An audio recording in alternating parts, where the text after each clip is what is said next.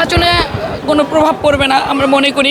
দেশনেত্রী বেগম খালেদা জিয়াকে এদেশের জনগণ ভালোবাসে এবং তার প্রতি ভালোবাসা দিয়েই আমরা আগামী নির্বাচনে আমার মনে হয় দেশনেত্রী বেগম খালেদা জিয়া যে ধানের শীষ রেখে গেছেন সেই প্রতীকে ভোট দিয়ে বিএনপিকে জয়যুক্ত করবেন এবং আমাদের যিনি ভারপ্রাপ্ত চেয়ারম্যান রয়েছেন তাকে এ দেশ পরিচালনার দায়িত্ব দিবেন। অনেকেই আমরা